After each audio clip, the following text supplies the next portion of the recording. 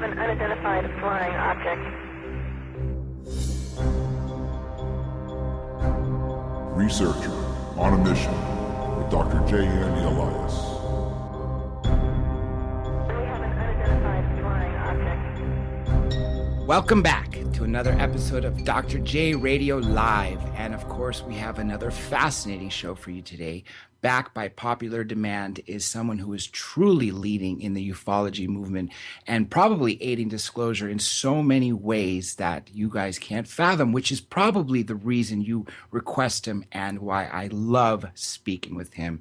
And this is none other than Richard Dolan. Mr. Dolan, welcome back.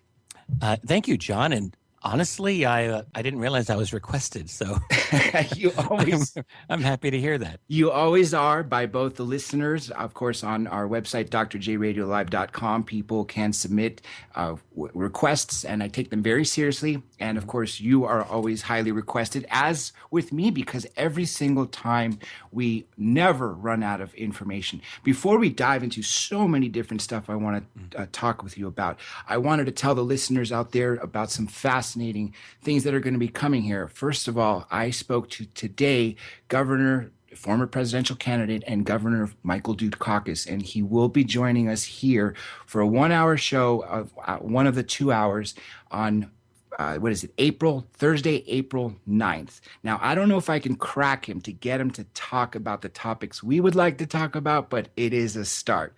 So with that being said, everybody just keep on the website and you will see who's joining us. And of course, Mr. Dolan, I would love to talk to you about him off of air. But there's a lot of... I'm fascinated. I'm absolutely fascinated that you've got him as a guest. Yes. It's been a year in the making, and it's going to really knock people's socks off. I hope, for that matter, and I'm hoping. The reason why it's been a year in the making is last year when I first got him to agree, and I actually got him to agree publicly with Senator Gravel on the phone. Right. And then I started slipping in the citizen hearing, and I gave him a link to Access and said, watch this, watch that. Then he faded away. And then he had his assistant write back, says, I would like to talk about transportation, foreign policy, and healthcare. I think he got scared off with the ufology topics, so I sort of...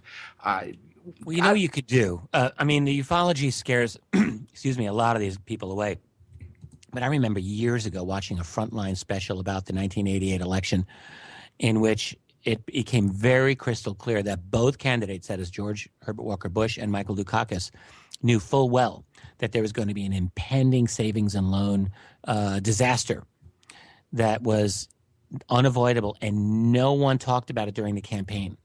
And what's interesting to me, you could see why George Bush would not have talked about it, because he was part of an incumbent administration. He was vice president for Ronald Reagan, and it would have looked bad for them.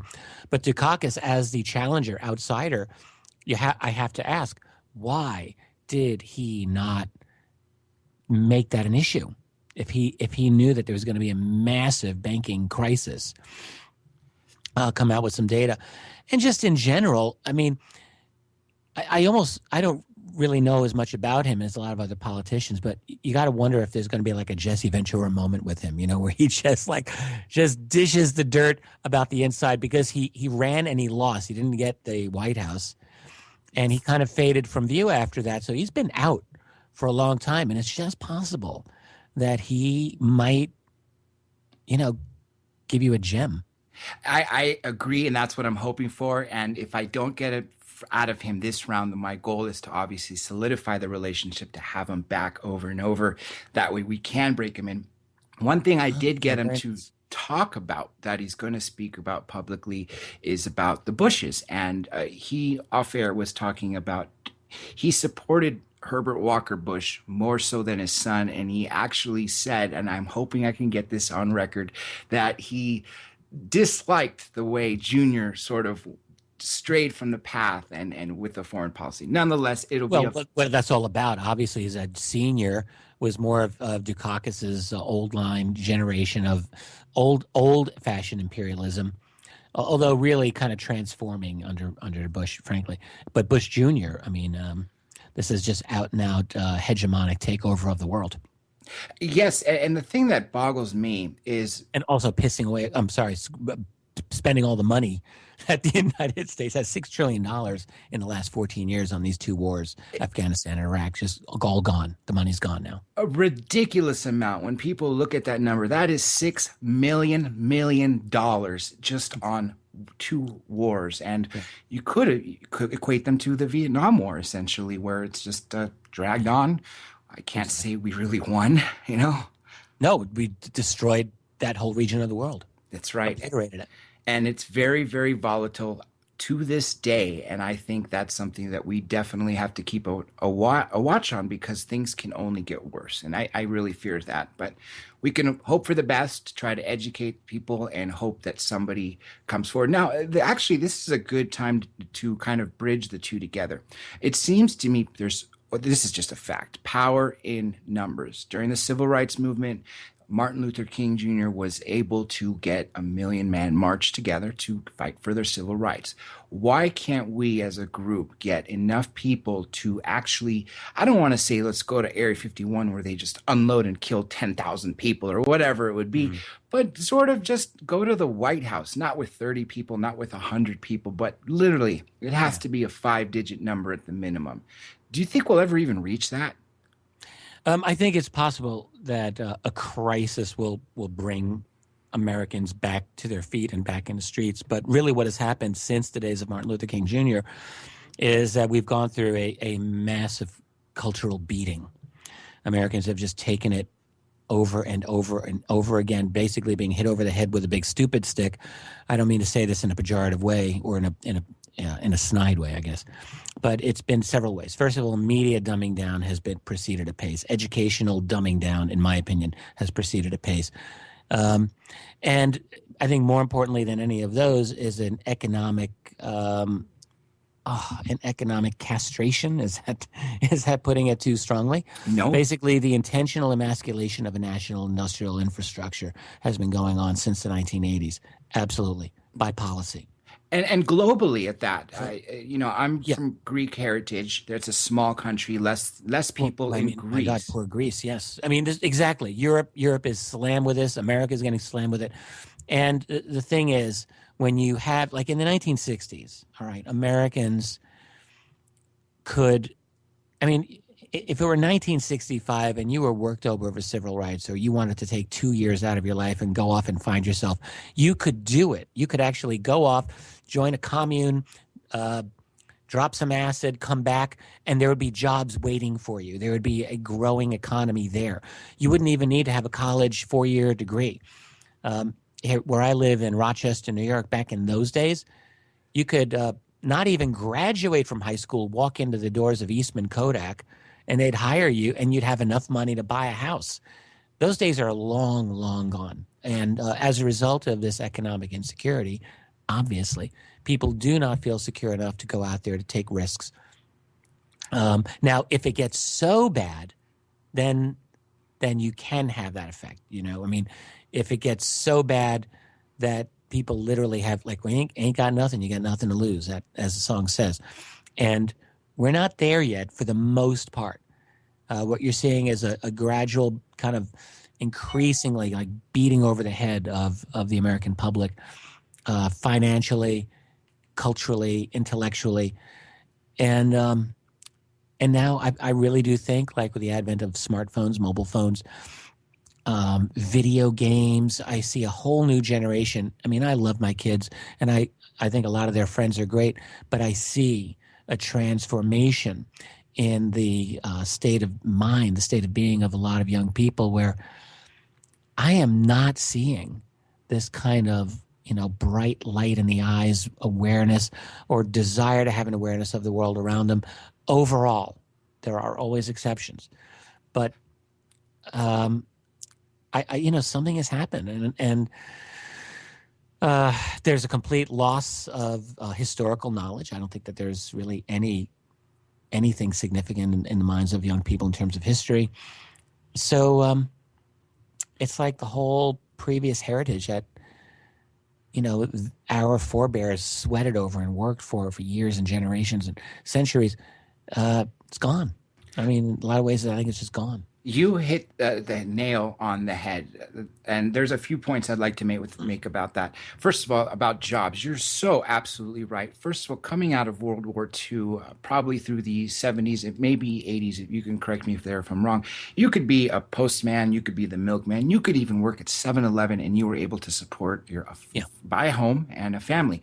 You can't even do that with a graduate degree. And as you mentioned, you didn't have to be a high school graduate to go get a great job. My uncle was telling me in the 60s and 70s, people, no degrees, would go get a job, get Yeah, fired, exactly. walk right across the street and get a new job.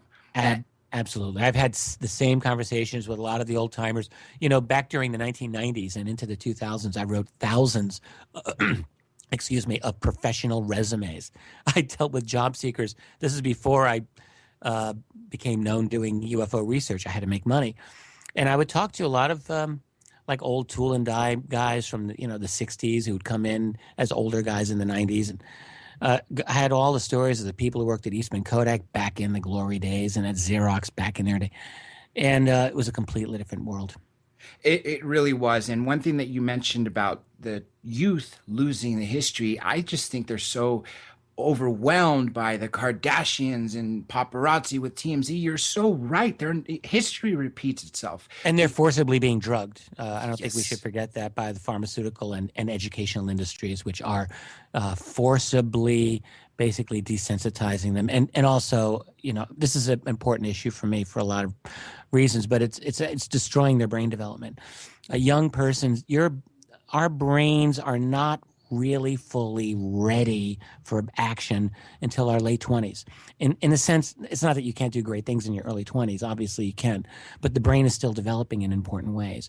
And it's not until ages 27, 28 that that the jello hardens a bit. You know what I mean? So like the drugs that all of these young people are really being coerced into taking, millions. This is a horrible, great criminal act, in my opinion, and it's screwing up, in my view, the brain development of an entire generation of Americans. So, with all of this going on, with the fact that we've got a zombie nation, with the fact that we've got the Kardashians and this dumbed down 24/7 mind job that's being thrown at people. The fact that our food sucks, the fact that the genetically modified foods are not what the human body's designed to have. We could go on and on. You're absolutely right. And I want to throw So they're not in a position. They can't do it. They can't deal. And speaking of the youth being drugged down, right now you have all these children being diagnosed with some form of disease that they didn't even know existed 30, 40 years ago. So what do if you have attention deficit disorder? They put you on Ritalin, which is a methamphetamine, or they hook you on some sort of synthetic opiates. It's almost like you said, to dumb you down and create a slave race. But these kids need what they all need. Just about all of them. Let's just say this. You eliminate sugar from their diet. You eliminate processed foods from their diet. You give them good, healthy, organic food, the kind of food that the human body is designed to eat. You take away the phones. You take away the TV and video time, and you watch how they will change. Yes, I agree. You need social interaction. Us humans require it. You cannot hide behind a phone and Facebook all day long, which I see so many people doing. And they think that they're connected to the world 24/7 that way, but there's no interaction. And they need more sleep. Young kids are not getting enough sleep. There's all of these studies that are showing, like 20 years ago, I think it was something like 70% of all kids were getting more than 8 hours of sleep. And now that number is down to like 40%. So it's less than half. And when you're not getting enough sleep, that's bad in every possible way for a human being. The lack of sleep contributes to every single disease you can think of. Lack of sleep contributes to it. Yes, it does. And now I'm going to ask you a question from pure speculation, but I don't think this is by accident. This is clearly by design. Why do you think they're trying to dumb our generation down? Because they're doing a good job of it. Well, I think there's a couple of reasons that work sort of in a confluence. So one is, I think, corporate greed and a takeover of the political system by major corporations like Monsanto. I do think that it is about profit. It's about power. They want to, in the case of Monsanto, they want to control all of the food, all of it. They want to patent it. They want to own it. They want to make you have to come to them for all the food. And even though they know that this food is not fit for human consumption or not fit for healthy human consumption. They don't care, obviously. So that's one thing. It's greed. But now we can ask on a larger, more grandiose scale, is there an agenda to dump people down? I'm not always comfortable saying this because, yes, I believe in conspiracies. I believe in a UFO conspiracy. I believe in a 9/11 conspiracy and many others. It's possible. I had a conversation. I was going to mention this a moment ago, but this is good for it now. With my very good friend and colleague, and I think many people know her, Catherine Austin Fitz, Yes. who I'll be getting together with. In fact, I just chatted with Catherine recently. She was number 2 at HUD under George Bush Sr., so she was the Assistant Secretary of Housing and Urban Development. And it's great for me that I get to call her my friend. I love that. Catherine told me years ago. Now, she worked in the Bush Sr. administration from 1989 to 93. She was a cabinet member. And she said to me, Richard, this is an exact quote, it was an explicit political/corporate decision of the Bush White House circa 1990 to export the U.S. economy to China, period, end quote. Now, explicit policy. So it doesn't make sense from a national point of view. Why would you do that to an economy? If you're President Bush and I'm the American people and I voted you in, I'm your boss in theory, and you wouldn't want to do that. But let's say your real boss is David Rockefeller, and David Rockefeller makes it very clear to you that due to pressures for globalization, for the first time in history, circa 1990-91, end of the Cold War, birth of internet really happening, that there are possibilities that existed in 1990 that were not conceivable in earlier years. That is, truly using slaves in China to make products cheaper than they could possibly make in Detroit or in Rochester, New York, or in LA or anywhere else. And so that's what they did. You can't do it in 1 year or 4 years. It takes you have Bush, you have Clinton, you have Bush again, you have Obama. That policy has been absolutely consistent. Yes, and their economy of what they own in the United States, first of all, the debt, I believe, is well over $1 trillion. In California alone, the number 1 buyer of homes is Chinese nationals, not even that's Chinese right. immigrants. Exactly. It's scary. As you mentioned, they're using their slave labor, child labor to create stuff that you just cannot compete with as an American company. No, it's impossible. Speaking of corporations, and this relates, and I guess this is a good segue. I think we need to worry as a nation when our country uses less and less of our ordained military and uses more private military contractors. Why do they have such little faith in our military to go to use a private contractor instead? Well, first of all, we shouldn't be using our own military or these contractors. The hell with both of them. We waste $1 trillion a year on our military. This is unaffordable, it's unacceptable, and it's bankrupting the nation. No one seems to care, but there's no reason, none, that we should be spending that much money on a military, other than for the fact that the United States must maintain military dominance over the world in order to maintain hegemony of the petrodollar to prevent a collapse of the U.S. economy, which is also being promoted by the military spending. And it's just this horrible, ridiculous cycle. The fact is, though, that contractors have become increasingly dominant in U.S. warfare. Boy, we're having a really interesting conversation here. We're going everywhere, aren't we? Yeah. I think that it's actually a symptom of the private of the outsourcing of everything. The United States intelligence community has outsourced its labor as well. That's why we have Edward Snowden. He was a contractor. And for the military, why they're doing it, why it's an attractive option. Well, you have a certain amount of cover. I mean, right now, U.S. Troops have been fighting in Afghanistan all this time. I don't know what the numbers are in terms of U.S. Army as opposed to contractor, but it's got to be a lot of contractor. It is. I don't know the figure exactly, but it's definitely astronomical numbers, higher than ever before. I think it's an issue, John, but honestly, I would really say that the biggest predominant issue is the fact that the United States is throwing its military into these regions around the world where the only effect it has had is to literally to destroy the infrastructure, to radicalize the population, Honestly, I think this whole thing is a big war against Russia, and that includes what's going on in the Middle East. That certainly includes what's going on in Ukraine. I think what really is that the Cold War has never stopped, and that the United States is trying literally to destroy Russia. That's what I believe. And Putin is definitely something we need to worry about. He's got the most Don't really. expensive home in the world, a $1 billion Black Sea resort home.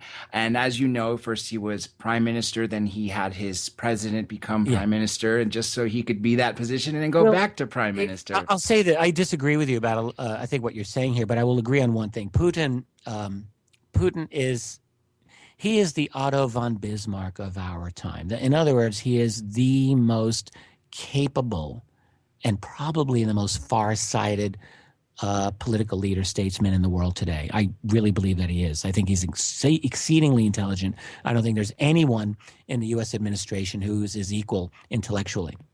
I really don't believe it. Now, he's a kleptocrat. That is, he's a thief. All of these people in around the world really are, but he's better at it than a lot of the others. I will say that. And the other thing I will say that you'll probably like to hear is that Putin did get into power basically in 1999 by a series of false flags. And those false flags were the fighting that was going on in Chechnya at the time. Maybe people, some might remember this, but there were bombings. There was a lot of fighting of Chechen nationals wanting independence from Russia at this time.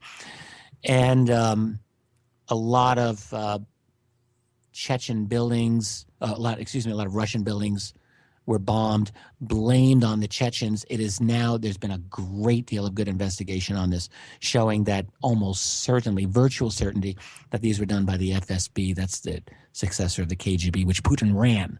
Yes. And it was those bombings that allowed Putin to succeed Yeltsin as the strong man in Russia, and it got him into power. So all of that, yes. However, there's a big however here, and this has got to be said, okay?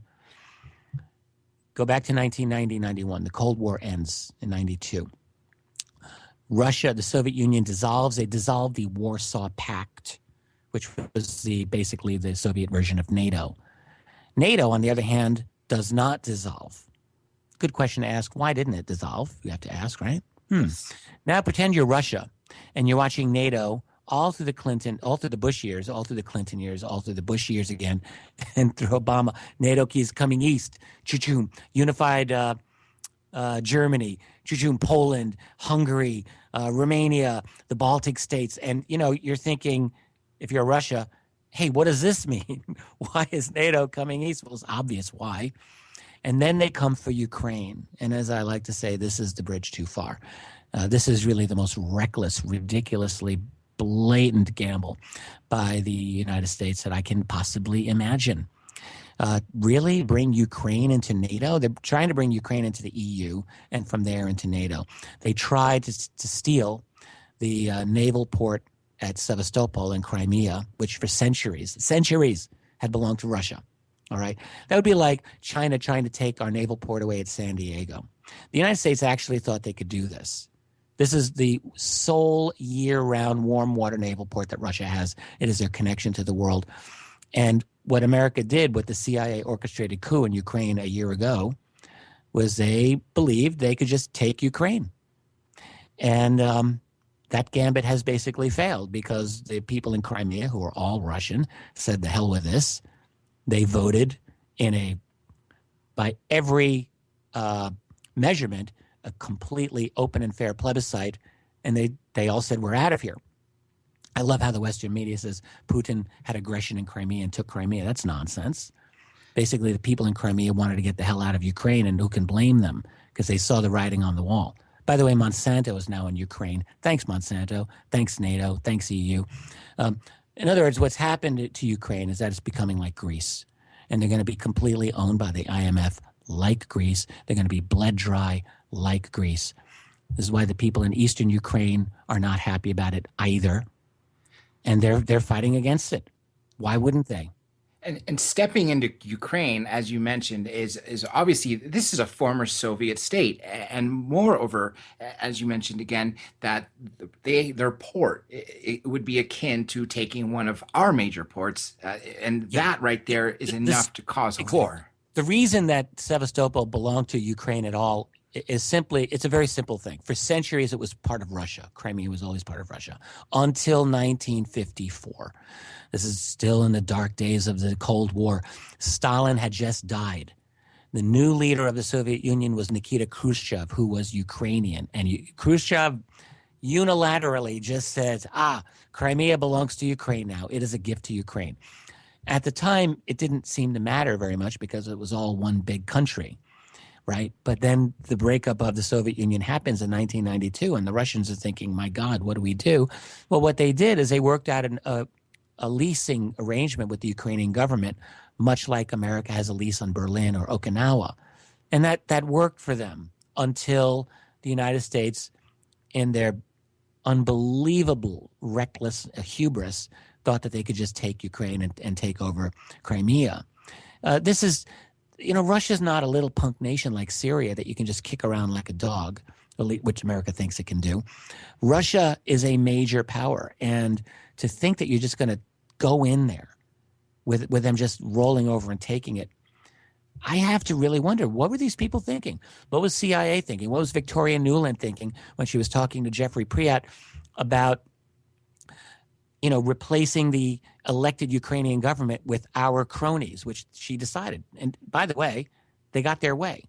Victoria Nuland was one of the arch neoconservatives, and she's one of the arch people working with the national security community to remake Ukraine. And the arrogance of this is just unbelievable. And the mainstream media coverage, I'm sorry I'm going on a rant here, forgive me. That's okay. But this is great. Coverage by the U.S. and the British media is so unbelievably slavish to CIA and to U.S. national security. It's like Operation Mockingbird has never gone away. It is here to this day. It still operates. Propaganda. Right. Absolute propaganda, and this is why I am so happy we have alternative media outlets now that are literally growing at an exponential rate. I think it's just a matter of time before it's almost balanced, where the mainstream propaganda media will have to literally compete with the alternative media just because there's so much of it sprouting, and people have more access to alternative media because of smartphones, tablets, and so on and so forth. It's just a matter of time. And going back to what you said with the CIA and the arrogance that they have, we just have a history with the CIA of creating coups to take over, overthrow governments, and to essentially start wars. Correct. And false flags. And that's another thing that I guess this would be a good time, because you mentioned the false flag there in 1999. And of course, 2 years later, we have our own false flag, and a lot of people are starting to pick up on it. And of course, what I believe, at least the facts that I've looked at, what I believe is because prior to 2001, prior to September 11th, 2001, we couldn't rally the people together to do anything in a military movement. Yet, just like in Pearl Harbor, before no one wanted to join the Eastern or the European front to fight off the Nazis, we needed Pearl Harbor to get everyone together. And literally December 8th, 1941, people were going to recruiters and signing up like crazy. Well, September 12th, 2001, you had the same thing going on. That's right. And, the phrase, the new Pearl Harbor, actually comes from a document from a neoconservative group called Project for a New American Century, PNAC. These are people like Dick Cheney, Paul Wolfowitz, the evil neocons, basically, who've been trying to run U.S. policy forever. What they they put out a policy statement which essentially laid it out. It was almost like Hitler's Mein Kampf. It was their version of it, stating, what America needed to do to create to have a complete global hegemony. And what they said is what we need is a new Pearl Harbor. In other words, a major kind of national event that would energize people into this action. And then, of course, a year and a half later, you get 9/11, which is beyond suspicious, which stinks to high heaven. And I've talked about many times, I'm sure you have, let's call that an inside job false flag. Yes. What is a false flag? I've been very interested in these things lately. It's been a growing interest of mine. Essentially, a false flag is an act by a government or some other agency something nasty that they blame on another party, say like terrorists. That's a false flag. There's a lot of them. Our history is replete with them. When you start looking into them, there's many. And I am of the opinion now that we are living in an era of false flags for a very specific reason. To rally people behind a cause that we don't like? Well, because what's happening right now is that we are going through a massive global transformation, and those people who are at the top of the human pyramid see the need, in their opinion, to corral people into this transformation. Legally, we're getting rid of nation states. We're moving into a kind of a corporate fascism. That's one thing. Another thing is they're creating a kind of global surveillance state, which they feel they must have. That's another thing. Another is that they're forcing genetically modified foods on people who may not really want to have it. So what they have to do is create a series of crises, because this is the only way you're going to motivate people and you're going to frighten people to have them submit to your manufactured solutions for them. So you have mass shootings, you have explosions, you've got terror, disease terrors coming your way. Oh, get vaccinated or whatever. So these things are manufactured, in my view, manufactured problem. You get the reaction, which is public fear and panic and anger, and then the ready-made solution. And as we all know, fear controls, and obviously implementing such a false flag, creating fear, gets you to rally behind their cause, and as you mentioned, their solution, their made solution prior to the fact. And I know there's a history of false flags. I know in CIA documents released by Freedom of Information Act even talk about some from the 60s. Even Terry Hansen, prior to his death, rest his soul, mentioned that Pearl Harbor itself was, I don't want to say a false flag per se, but that we knew about it because the president knew about it when the 2 weeks that it took the Japanese to get there, essentially because that's what we needed to get into World War II. Yeah, Pearl Harbor is an interesting case, and I wouldn't call it technically a false flag because we know the Japanese did attack it. So it's not like we can blame that on the Japanese falsely.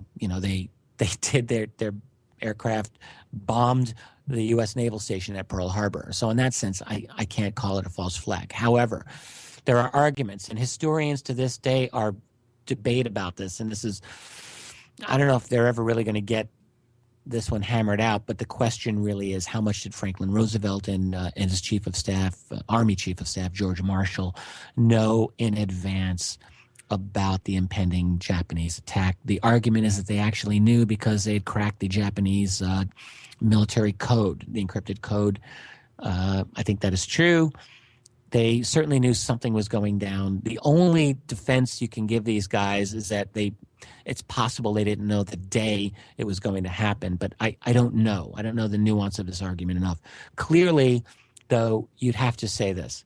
If they knew the Japanese were coming at some point soon, why was Pearl Harbor basically asleep, the whole time that, in the build up to that? So there's definitely an argument that can be made, and you can argue that from FDR's point of view, you can make a defense for him in the sense that if you want to look at the big picture, he's seeing a war going on in Europe and in the Pacific where he knows America needs to get involved from his point of view. The American public was not interested in that, and that something would have to happen. So you could say this is a passive, let's just let it happen kind of a thing. That's possible. That would have been enough to have him arrested and probably, imprisoned for treason had the people known that at the time. But compare that to 9/11. Good God, not even close. 9/11 is an orders of magnitude beyond any kind of apparent criminal act that Pearl Harbor would have done. 9/11 just puts it in the shade. Well, if you don't mind, let's actually talk about 9/11 right now, because that fascinates me. First of all, the further time that goes by, do you hear anybody talking about Building 7 or Tower 7?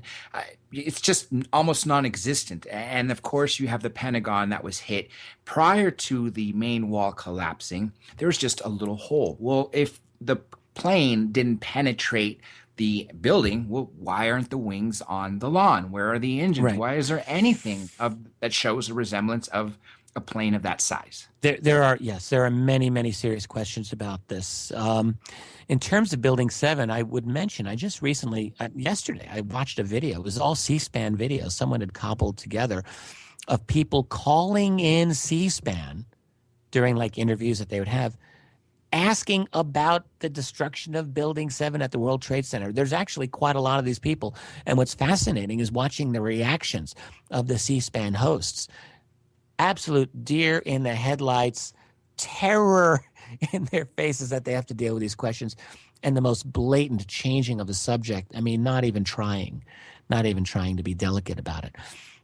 So people are, I think they are like interested in this. But relating to Building 7, I mean, my dad worked at the World Trade Center. I've talked about this a number of times. He had the day off. My dad was a retired New York City police officer who, for 7 years, worked at the World Trade Center complex from in the aftermath of the original bombing in 1993. It's also fishy business there up until '01. So my dad was there for 7 years, basically, and he was a fire safety director. He had Tuesdays off, and the man he shared his job with, very nice guy that I had met, was killed that day. But the thing is, the WTC was a 7-building complex. So you had the 2 main towers, the north and south, and then you had you had a bunch of administrative buildings, and you had Building 7, also known as the Solomon Brothers Building, right across the street from the North Tower. 47 stories tall. It was big. In, I think, 33 states of the U.S., it would have been the largest building in that state. No aircraft hit Building 7 on that day. All right, and 7 hours after the second tower collapsed, Building 7 comes down at virtual free fall speed. If you had dropped a brick at the level of the roof, the brick would have hit the ground at the same instant the roof did. All that steel offering zero resistance to the speed of collapse. It comes down in a big pile of dust. How is this possible? In the entire history of steel frame construction, this has never happened before or since, where a fire brought down a total collapse of a steel frame structure, and yet it happened 3 times in one day. Building 7 has absolutely no valid explanation. There was a fire in that. We have a photograph of it. I wouldn't want to be the guy to put out the fire, but this did not look like the Towering Inferno either. And you have to ask, why did that building come down in a big pulverized pile of dust? Relating to the other 2 towers, I will point something else out. This is very odd to me. I don't know if people realize the very first explanation of the collapse of the towers was published in a paper. I have the PDF on the date, September 14th, 2001. 3 days. 3 days after those towers came down, an engineer, a physicist, a PhD engineer out of Michigan, I cannot remember his name, published a paper basically putting out what became known as the pancaking theory, which was later discredited anyway. But he puts out this paper explaining, here's how the towers collapsed.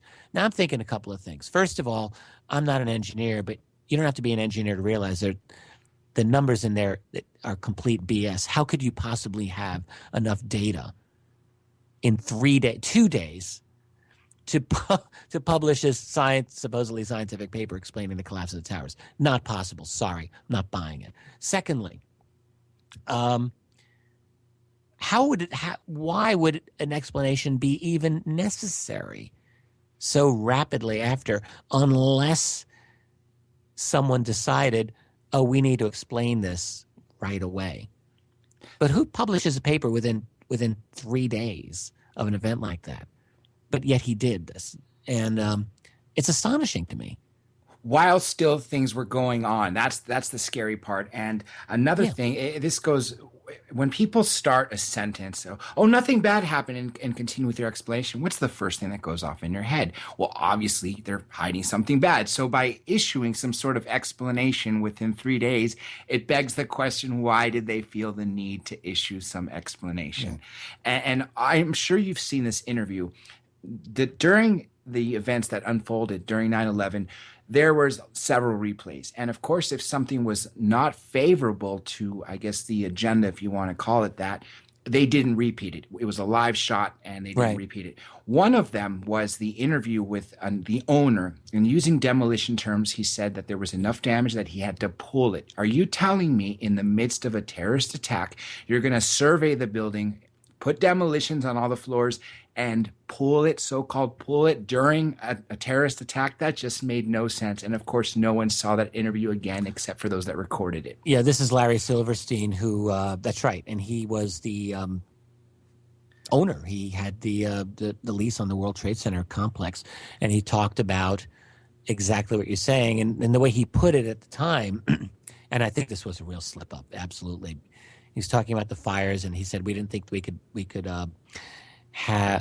put out the fires easily, and there had been so much suffering already that day, so we decided to pull the building, and that's the phrase he used. And we watched, and he said, and we watched it come down. That was his exact words. Now, clearly, it is not possible to wire a building, especially a 47-story tall building, in a day while it's on fire. That's physically not possible. So it had to be pre-wired. And what's interesting is, think of it this way. If you really wanted to defend the status quo, you could say, we did actually do a demolition of those towers because we were afraid that maybe there would be greater destruction from an uncontrolled collapse than a controlled collapse. I've never heard anyone make this argument. What they're doing instead is just stonewalling and saying, oh, no, they just came down by basically the design flaws in which they were built. And this is just not credible. It's simply not credible. The architects and engineers for 9/11 Truth have made paper after paper, sophisticated analyses, proving, not hinting, proving that the official explanation is not physically possible. And again, going back to it, assuming that that's a very valid argument, let's just say for the fact, or for sake of argument, that they did want to demolish the building to prevent an uncontrolled collapse. How could they possibly have done it in the midst of this so-called terrorist attack? It would have to be pre-wired, obviously. It would have to be pre-wired. Exactly. Yeah. And now, also, I'm sure you've seen this video too before, where the building, one of the towers, I believe, was the first one that collapsed. While that's collapsing, the smoke is being blown by the air in one direction, yet the smoke of the dust that's coming up from its collapse is going in a different direction. And some documentaries on the subject, 9/11 in Plain Sight, PLANE, like the airplane, or the another one, the name is at the tip of my tongue, but the point I'm trying to get at is they were making those same arguments that how can this possibly have happened naturally and gone down naturally, because the smoke would have gone the same direction as the wind was blowing it, versus what would have happened if demolitions caused the smoke. Did you ever hear that? Yeah, that's interesting. I mean, I don't really know how to critique that argument per se. It never really struck me as one of the more interesting arguments for the anomalies of 9/11. I mean, it very well could be. But the thing is that there are so many of these anomalies that it's not like a chain where like one weak link in the chain and the argument falls apart. It's more like a cumulative effect, a piling on. I mean, there's just so many things that are wrong about 9/11 that day. The poor response by the U.S. military to clear crises when there were procedures in place for 50 years to deal with exactly this situation of hijacked airliners. I mean, 40 years. And everything failed on that one day. To the insider trading that was built up the day before, to the many, many people who talked about being warned not to fly on that day. I mean, to the problems of the attack on the Pentagon, to the problems of the Shanksville crash, which no one's ever seen. Why haven't we been able to see that aircraft that came down in Pennsylvania? And on and on and on. They're not credible. What we really want to be asking, because there's always going to be details of 9/11 that we're never going to know, because It was a covert op. They did a good job at covering their tracks. And the fact is, you and I were not in the club. And so we're not going to know all of these details. My view is that's secondary. All right. First is for us to point out that the official explanation is a pack of lies. And then secondly, we have to understand why 9/11 was made to happen. This is the key. All right. 9/11, I've sometimes referred to as the coming out party of the national security state, like a debutante has her coming out party. This is the kind of official coming out of a new form of government. It's a revolution. Historians talk about revolution from below, revolution from above. And this is a revolution from above. That is, the ruling elite created a revolution in the system of government. Why do they do this? This is the easy part. All right. When you are going through a decade-long process of undermining your manufacturing infrastructure and creating globalization, you're going to have unhappy people like we had in the Seattle riots in the 1990s against the World Trade Organization, like we had not far from where I live in Ithaca, New York, and many, many other places, anti-globalization riots and demonstrations, very few of which got major media coverage, obviously, but were real, and they were a problem. And that is because people in those days believed they still had rights. There's a quaint idea. So one of the main motivations for 9/11 was to create a fascist revolution, a totalitarian revolution, to scare the hell out of people, to make them understand that those rights that they used to have, they don't have anymore. That's one reason. The other reason 9/11 was necessary was, like all good old-fashioned reasons, that of theft. You can't steal $30 trillion worth of oil under the ground in Iraq without a pretext. And 9/11 served as that pretext. They went in and they, that oil in the olden days of Saddam, the bad old days when the Iraqis actually lived in peace for the most part and could actually have decent lives without groups like ISIS taking over and beheading people and enslaving their women. Back in those days, the oil in Iraq was under the control of the Iraq government, which did mean that Saddam and his evil sons could live like emperors, yes. But it also meant that oil could pay for the whole nation's infrastructure, which it did. Not anymore. The Iraqi oil has now been sold off to multinationals. That was during the Bush years. Fire sale. And then, of course, stealing minerals out of the ground in Afghanistan was also important. And you needed a pretext. 9/11 served for that. It's all about theft. It's all about stealing other people's stuff. That and creating a revolution in the U.S. That is what 9/11 was for. 9/11 is the centerpiece. It's the hub. It's the fulcrum. It's the starting point of a new world order. NWO. Yeah. That's right. And it also triggered a bunch of other smaller but also important false flags in its wake, by the way. But that's a whole other story. But yeah, 9/11, it's what it all comes down to. And it's created this world. And the fact is that, it's impossible in our public discourse, officially speaking, I guess, to have an intelligent conversation about 9/11. You and I are having it here in what we like to call the alternative media.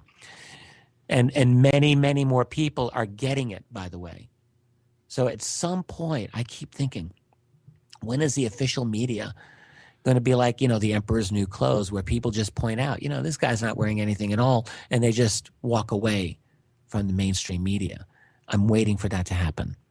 As am I, and I'm really hoping that people start to recognize that they're being fed nothing but propaganda and lies, and with regards to everything. And I guess this could be a segue we could make with the same thing with ufology. The mainstream media is just ridiculing it, and of course they don't cover the main news. I'm sure you've heard that similar Phoenix Lights happened again last month. Jaime Maussan had two separate videos of multiple angles, two different angles at least. There's probably more out there, and of course nobody covered it, unlike what happened in 97. And again, this goes down to the mainstream media really not telling us what we need to hear, telling us what they want us to hear. No, exactly. Yeah, the UFO reality, of course, this is the subject that got me into the fringe. It got me out of the mainstream mindset. Over 20 years ago, I began my journey into the world of UFO phenomena. I'm very glad I went that way.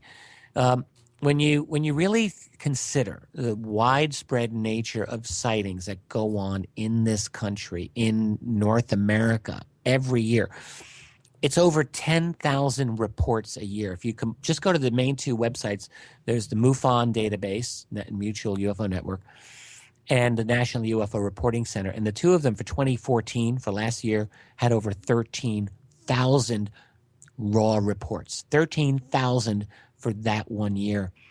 That's unbelievable. Now, I'm not suggesting that all of those raw sightings were alien craft or even black budget craft, but some of them, if you go through them, are really difficult to figure out. And there's obviously a major phenomenon going on of highly advanced technology that is not being officially acknowledged by any official party, and yet it's there. This is, I mean, when just you take 10 steps back and look at this, this is an incredible thing. There's an incredible phenomenon happening, and the official establishment's just saying, ho-hum, nothing going on. So that's an incredible discrepancy. You know, when you consider all the implications that this means, not just scientifically, but politically, but culturally, and in every other way. And so, yeah, that to me is as fascinating, this discrepancy, as the phenomenon itself.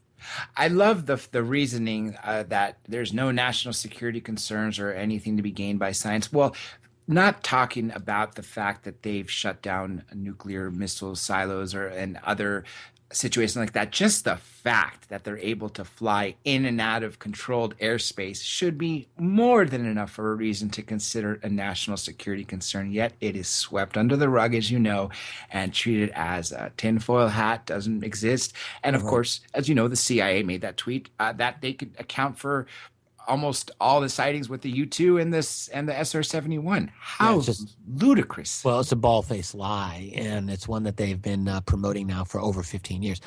Back in 1997 was the first time that the official historian for the CIA at that time, a man named Gerald K. Haynes, made that statement in which he said that more than half of all of the UFO sightings in the U.S. in the 1950s and 60s were of their classified aircraft, like the U-2 and like the A-12 Oxcart, which was like the SR-71 Blackbird.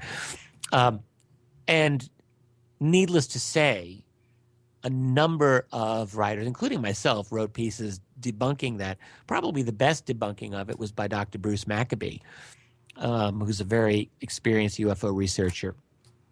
And but a lot of these people have pointed out that, you know, when you actually look at the sightings that were reported to Project Blue Book, and you get all of the known flights of the U-2 and of the A-12, not even close. And in fact, here's the real thing: in reality, there is not a single confirmed UFO sighting that turned out to be a U-2 or an A-12. That's so. In other words, not only is it a lie that the CIA said that, you know, more than half of UFO sightings were of their secret aircraft, but in fact, they haven't even demonstrated a single example of a UFO being anything of theirs. In fact, if you go through it. I would have to agree with you there. For instance, let's take the A-12, also known as when it was mass produced, the SR-71. That is a supersonic aircraft flying at 80,000 feet above. How can that be confused for a round object or a domed disc that is hovering 30 feet above the ground? No, obviously. That is the most basic. And yet the CIA, in their explanation, just blithely ignored these very logical and obvious objections to what they were saying. And this is the thing, even by 1997, the fix was in, and mainstream media just, you know, blindly, you know, slavishly report what the CIA said, obviously. I mean, look, the CIA study was published or was written about in the New York Times and all the other mainstream organs, which had worked for years and years with CIA. And we know this. This is through Operation Mockingbird. New York Times is in on it right from the beginning. So that's how it works. It's a kind of arrogant attitude of like, we don't even care that you know. To a lot of us who know, they don't care because they know that they can still get away with it, that the majority of people just accept it and life goes on. And I'm hoping that their arrogance and their messiness will at some point shine through to the people that just take it as fact and actually look into it and say, well, wait a minute, this doesn't make sense, and start digging a little deeper as we do. I would just hope that on a mass scale, we can encourage others to do the same. Well, I think, what's happening in our culture, I think, is a kind of splitting. And there is absolutely, I detect like a cultural movement of people who really are, I think, waking up. I think that's happening. We can thank the web. We can thank our interconnectivity and the fact that we're all learning from each other. Yes, all of that. On the other hand, I still think there's a lot of people in this country and elsewhere who are kind of like... the attempt is to make them into like zombies. I mean, not saying that the people are like zombies, but there's a little bit of that going on. They're being drugged, literally being drugged. They're being drugged through TV as well, and they're being drugged through mass media. And so those people, and also they're being overworked if they have jobs, and the education system's failing them. So there's no motivation, there's no desire, there's no ability for these people to be fighting the machine anyway. So you've got almost like this separation of these two very distinct states of mind in this country now. People who are really awake and people who are just, kind of running on empty and comatose. I definitely agree. And with that being said, I think we should take our quick break, if you don't mind, Mr. Dolan. We'll be right back in a few, 2.5, 3 minutes, everybody. Stay tuned. Much more with Richard Dolan in this fascinating conversation about everything. And of course, at the core of it, ufology and the lies. We'll be right back in just a few minutes.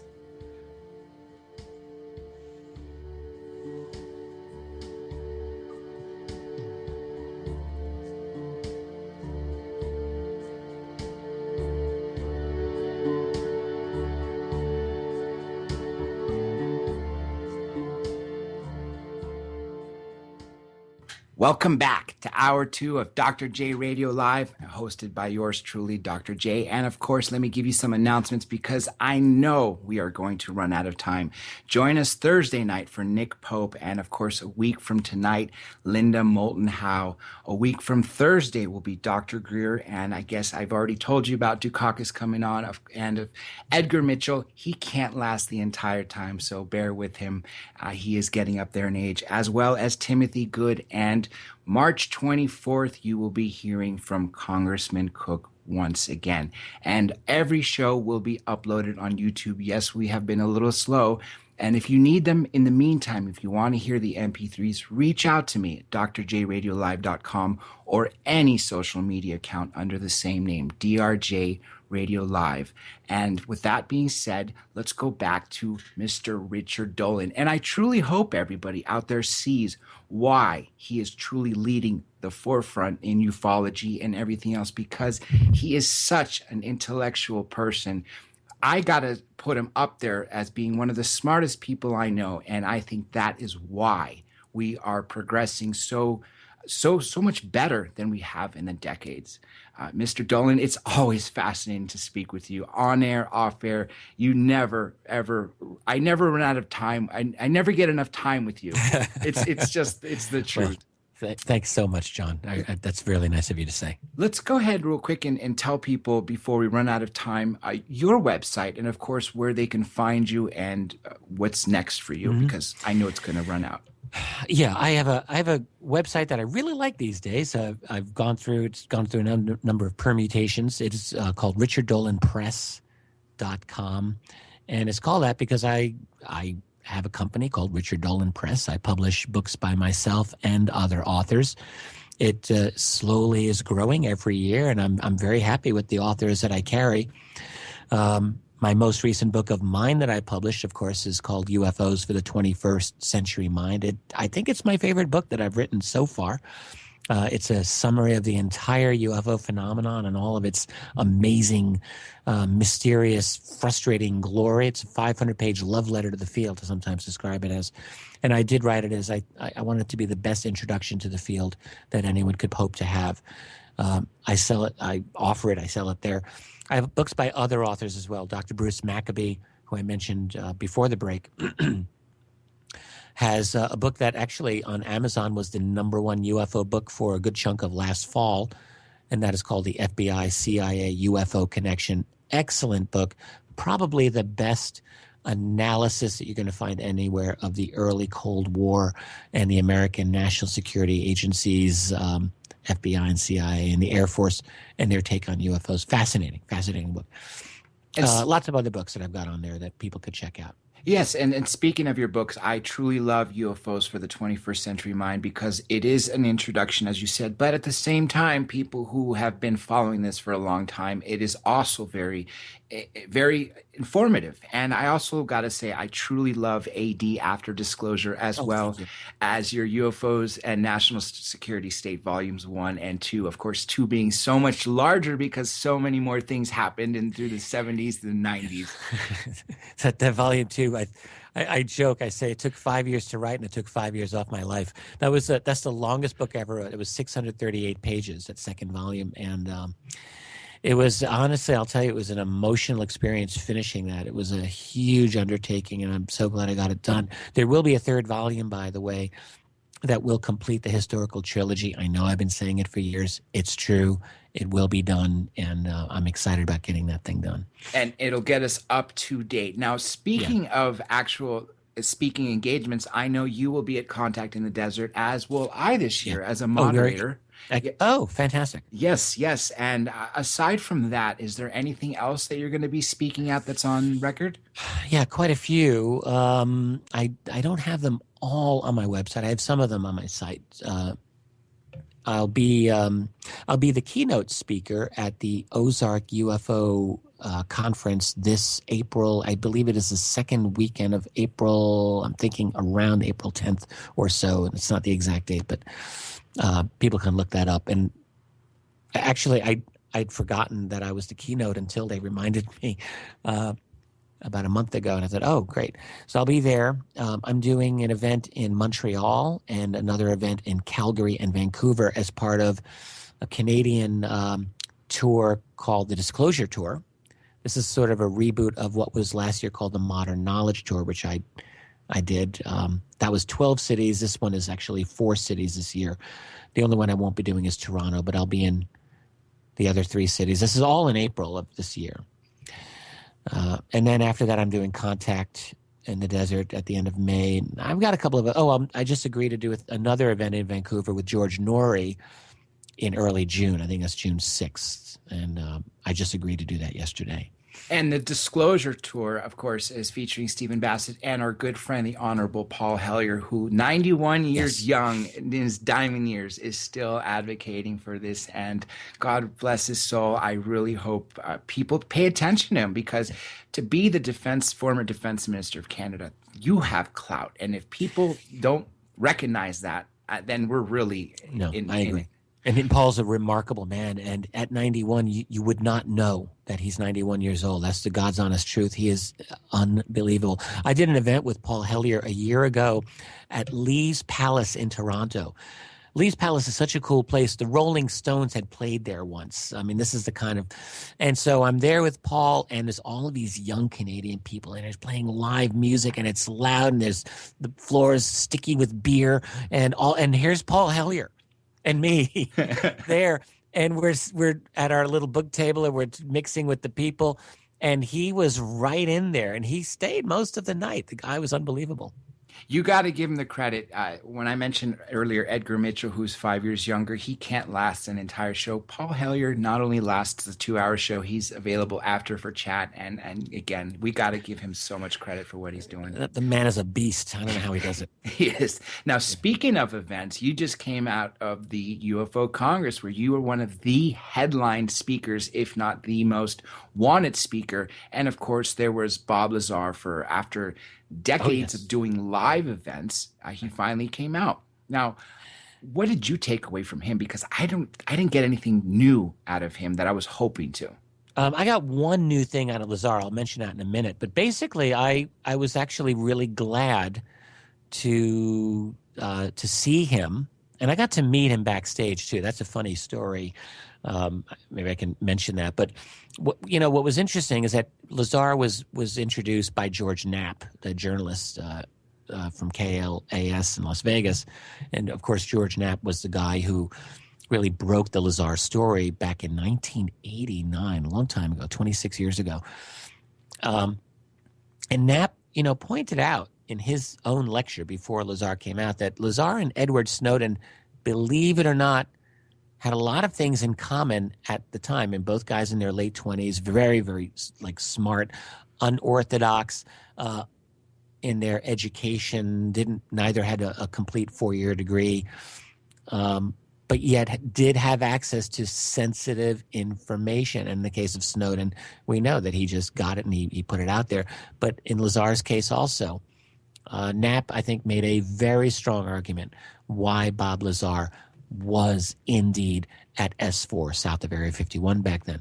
Then he brings Lazar out, and they did a kind of a back and forth interview for the next 90 minutes. And I thought Lazar, my opinion, there's a few folks at the conference who disagreed with me on this, but my take was that Lazar acquitted himself very well.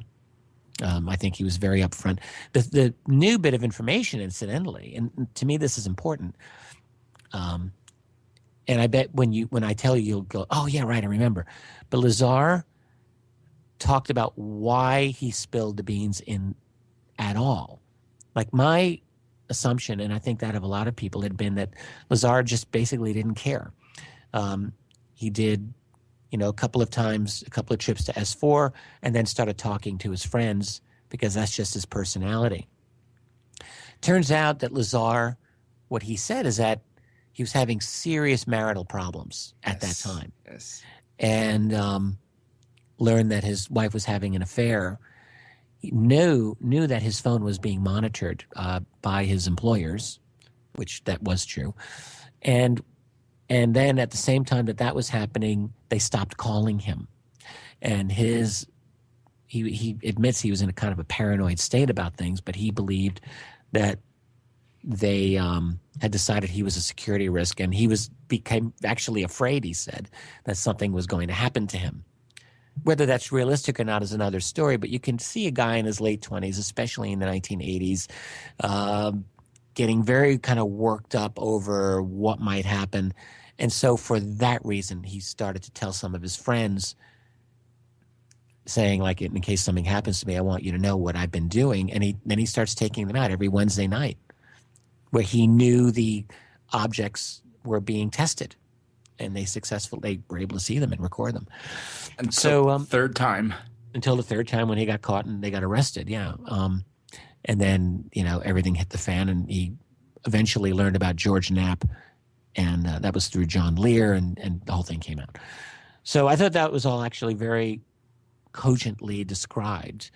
The fact that Lazar's education probably, even George Knapp acknowledges that Bob Lazar probably lied about his education. But honestly, when you really look at the big picture, that to me is not enough to discredit the whole case. There's too much else about Lazar that does track, it does make sense. And someone to lie about their education, I've written thousands of professional resumes before I did UFO work. I know there are people who lie to me about their education, about their background. It happens. And I don't necessarily discredit his whole story for that reason. Let me address that. And I was hoping I would have a chance to say this to Stan Friedman on air or somewhere publicly. You don't need to be in top of your high school class to end up at a good school. And let me tell you, I guess I'll put this out there, my personal time. In high school, I was a troublemaker. I went to several of them in a period of years. Then I went, just like Bob Lazar, to Pierce College. I ended up getting my associates from another school. That's when I started taking things seriously. It was only when I got to the university, Yeah. UCSB, that I really Yeah. took things seriously. And then doors opened up to top Ivy League schools. Now, I didn't end up going to Harvard or Yale, but my friends did. And I Right. was fairly close. I got into some top 10 schools and I got degrees from very credible schools. So just off that argument alone, it is very conceivable that he could have been at the very bottom of his class, got his associates from Pierce, Mhm. transferred to a decent university, and then, of course, went off to Caltech and MIT. That is very probable. Yeah, well, I don't know if he did Caltech and MIT. This is still a big issue. Maybe he did. Maybe they hid the records. I don't know, and I'm not willing to make that argument. But what Lazar was an out of the box kind of tinkerer, and this is really key about him. That's really what made him special. This is a guy who put a jet engine on a Honda back in the 1980s and got in the front page of the Los Alamos newspaper, and that's how he met Edward Teller, the inventor of the fuse for the inventor, basically the hydrogen bomb, or one of the key people. Lazar was that kind of a guy. He was talking at the lecture and how he had, just because he needed a certain isotope of hydrogen, he built his own 30-foot diameter particle accelerator. That's right. I'm thinking, like, what? This is the kind of guy he is. He's got a can-do, out-of-the-box. He's a very creative thinker. And it is entirely possible, in my view, that he would have been deemed as an appropriate guy to bring aboard, maybe to help solve a particular problem. I Yes. agree. Just by being, again, like you said, the things that he did above and beyond for himself, like you said, with the building a particle accelerator, who does that except someone thinking outside their Right. box? Yeah. Two things that stuck out to me that I love what he said is I never heard prior to this speech of his about the candle experiment. And of course, when they put the candle in the gravity generator, that the flame was suspended. Therefore, it showed to him that gravity. Oh, the flame, affects time. the flame stopped. I think he Yes, said. yes. Yeah, But- that was quite amazing. And then he said that doesn't make Right. sense because our understanding of physics would show that the photons could not escape the gravity, and therefore he shouldn't have been able to see it. That was astonishing to me in itself. I thought, little details like that are what he's never wavered from them. That's one thing that I love about him. And then, of course, when George Knapp asked him if we've created more of these, he said, no, absolutely not. It'd be like taking an iPhone and dropping it into a wagon train and say, here, make us more of those. What did you think of that statement? Do you think we've now, 26 years later, maybe we've begun to reverse engineer and actually make some progress? Or do you think Lazar's right that we just truly still have no idea what to do with this material? Yeah, I actually don't agree with him on that, and I say that because I've just had too many conversations myself with engineers in the black world in the aerospace community. One out of Boeing about a year ago. I had a long conversation with him, and it's not that he gave me explicit documentation that I can take home. But I will say I had a long conversation with him. He was actually quite ill when I spoke with him. And he told me about black triangles coming out of Boeing that were utilizing anti-gravity principles, essentially Earth geomagnetism. And I think there's been a lot of work that's been done. I mean, look, Lazar was working on one highly compartmented project 26 years ago. And he's entitled to his opinions, but the fact is, he himself has acknowledged he hasn't done any research in this field since then. So I honestly have to say I don't think he's in a position to make that type of a judgment as far as like the research that's gone on since then, or even, frankly, the research that preceded his own or was taking place at the same time as his, perhaps elsewhere. I can't think that Area 51 S4 is the only place where this type of technology was being worked on. I agree. And the fact that we know about it, I don't think there's anything there anymore. I think where things are where we have no clue on Earth. Could be. Well, yeah, that's some people have said that. Some people say Dugway Proving Grounds is the new Area 51. I suspect Dugway's always had a long, deep clandestine component to it. Not all dealing with aerospace and propulsion as well, but it could very well be. But I would doubt that Area 51 S4 would be vacated. I mean, think about it. It's still impossible to get to.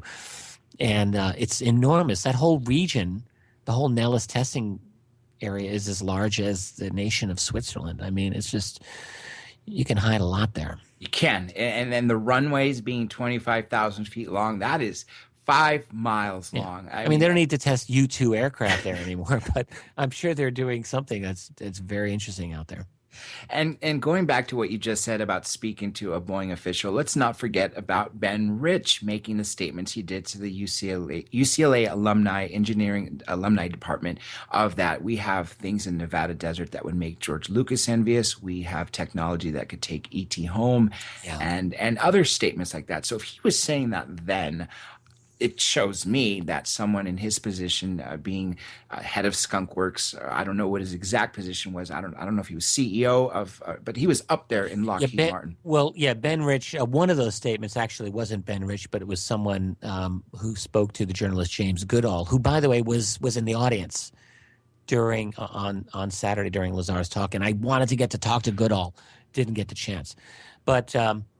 Ben Rich first. We'll do him. He was CEO of Skunk Works, which was Lockheed's advanced division, really the most prestigious division in Lockheed.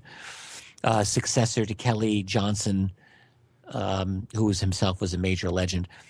Ben Rich was the guy behind the development of the stealth fighter and the Blackbird and much more. And Ben Rich, in his retirement, I think he'd been retired, 1993, I'm guessing, gave a lecture at UCLA. Jan Harzan, the current head of MUFON, was there. Jan has talked about this quite a bit. And yes, Ben Rich, at the end of his lecture on Lockheed, said, he said, we now have the technology to take ET home.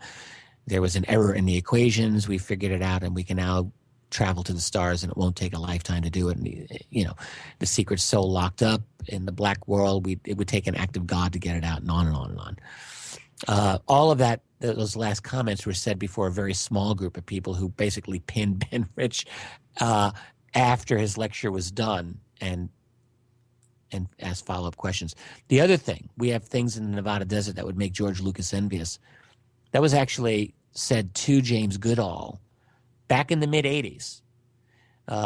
James Goodall was a great aerospace journalist. He wasn't really a UFO journalist, but he did a lot of aerospace investigation and a lot of Area 51 work, and cultivated a number of people who worked at Groom Lake in Nevada. Just like George Knapp did a few years later, Goodall did it first. And one of his guys who had 11 years experience at Groom said to him, we have things in the Nevada desert that would make George Lucas envious. Better than Star Wars, better than Star Trek, better than anything you can imagine in the movies. That's what the guy said. Goodall said, can you expand on that? The guy said, no. And speaking of the fact that it's highly compartmentalized, this goes full circle with what Bob Lazar said. And I might be taking it out of context, but essentially he said, and it sucks that it's in the hands of the military. I could not agree with him more. When are we civilians ever going to be privy to this information? With the stamp of national security on it, I don't know if we ever will be. And that's what worries me. And that goes to something I spoke to you off air, which we got sidetracked because I just love speaking to you about so many different things. But disclosure is getting frustrating. I remember hearing about it in the 80s, waiting for it patiently. And then, of course, you see different researchers come in and drop off after a decade because of the same thing. Then you have 94 Roswell report, case closed, 97 50-year anniversary. The millennium, everyone's disclosures right there. Of course, you don't have it by 2012. You're never going to get it. We are in 2015. What's it going to take? Wow, John, you really know your history of this subject. I'm very impressed. Thank you.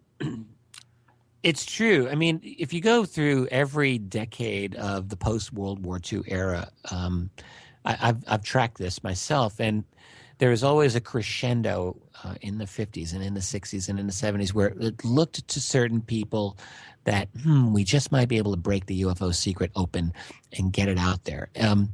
This isn't a new thing. This is an old thing. And of course, in every decade, you'd have the crescendo, and then you would drop again, and it wouldn't happen. Although, and my take on it is that every decade we have a little bit more information than we did the previous. So it wasn't all waste of effort. But nonetheless, disclosure, that is an open acknowledgement of the UFO reality, has not happened. And of course, this was the subject of a book that I co-authored, 5 years ago now, almost, with Bryce Zabel, AD After Disclosure. And I'm so happy and proud that I wrote that book with him.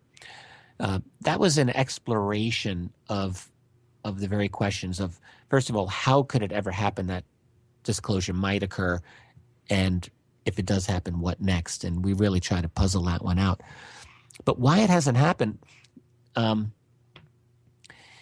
Because what's happened is that the UFO reality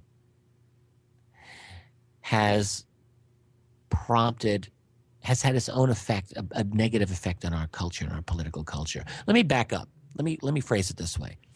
My current interpretation of this phenomenon is whoever they are, these other beings, have been monitoring us probably forever, probably since we have been, in caves and developing our first technology. And for thousands of years, it would have been the easiest thing probably for them to do that without really intruding on us and without us really knowing much about it. We didn't have any communication systems of writing, and it would have just been simple for them. And all through our modern development of civilization, through the Middle Ages, through the Renaissance, I think it would have been very easy as well. There's still not many of us. We didn't have internet. We didn't have newspapers. If you were a member of a Native American tribe in the 17th century and you saw a UFO, what would you do about it? Maybe it would become part of your local cultural tradition, and that would be about it. Then comes the 20th century, and what happens? Well, we develop mass communications. We develop air flights ourselves. We're able to go into the sky, and we have better visibility than we've ever had before. We have radar, electronic means of detecting things. And suddenly, a segment of the human civilization has the ability to detect them. This had probably never been the case before. Now, what part of our civilization was it? Well, basically our military-industrial structure, the elite part of our intelligence community and the military scientific community. And they have been able, so far, to maintain a monopoly of this knowledge. I believe their attitude is that the rest of us must not know. They may have good reasons for this. They may have poor reasons for this. But what we're at right now is a kind of interim phase where some humans are officially in the know, but most of us are not officially in the know, but we're in the process of finding out despite that. So disclosure hasn't happened because the reality of this, which has kind of dawned on some of the people who've got this secret, I think has prompted them to hold on to it very tight out of their own fear of the transformation that it would involve for our society. This is the most revolutionary piece of information that one could imagine, that there are other beings who are well more technologically advanced than we are, who have a presence here. I mean, that's heavy duty. And also, implicit in the solution to the UFO mystery is a post-petroleum era. I mean, obviously, whatever these objects are using to move around, it's not gasoline. So clearly, once this comes out, it's going to be very evident, right, that our global infrastructure is going to get a complete overhaul. And that's a very major, significant consideration that I have to think the people at the top of the human pyramid are not interested in entertaining.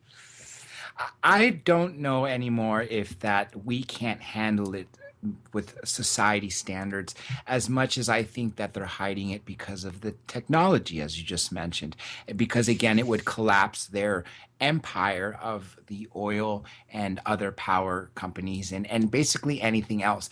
And then the other aspect that I'm starting to wonder is, will we ever get it officially with POTUS standing there on a podium and saying, yes, we've been lying to you, a lot of people have died, so on and so forth, but here's the truth. Which is why this is, I guess, a good segue to go this. A lot of people are now switching to thinking, or the belief that the answer lies with people who have been taken or have had contact, abductees or contactees, some call them. And then, of course, there's a large-scale consciousness movement. Do you think that's the route we should go, or do you think we should go the route of the political aspect, as John Podesta hinted at and Stephen Bassett put on with the citizen hearing, and the attack on Washington to try to get them to watch the citizen hearing DVDs? Well, I guess I wouldn't say that any one tactic is really the single best way to go. And I say, I'm not trying to weasel out of the answer, and I will give you an answer, by the way. But this is a phenomenon that is so multifaceted. I mean, it has massive political ramifications. It has in profound scientific ramifications, philosophical, economic, cultural, personal ramifications, spiritual ramifications. All of those are valid when we talk about what UFOs are and how they can transform our society. So it seems to me that, and there's no one person who's able to grasp all of the depths and the profundity of all of those implications. So we need a lot of people to be working on all of these facets. So there are those people who focus on the political implications of the UFO phenomenon. I guess I'm one of those people. And I feel that's very important. There are people, we've got a large new age community, I guess we could call it, that's gotten into the UFO field. That's been a very mixed bag. I'm putting this mildly. But there has been some good things that have come out of it. I mean, the reason that consciousness does matter in this field, in my view, is that, there are way too many accounts of individuals who've had what we can only call telepathic communication with these other beings. There's something going on there in terms of mind-to-mind communication. When someone has an alleged abduction experience, what you don't ever hear them say is, oh yeah, I had a conversation with these beings. It's all mental, everything. And this is always the case.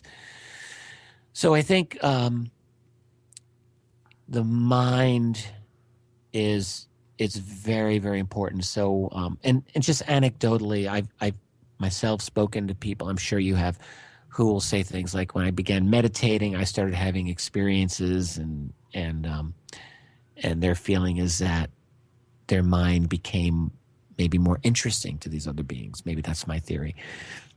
Somehow consciousness is important to this, and I can't throw it away. The problem that I have, and I do have a problem with what I can call the consciousness movement into ufology, is that it has promoted, in my view, a lot of very loose thinking, a lot of wishful thinking, a lot of childlike thinking that does really not do us a whole lot of good.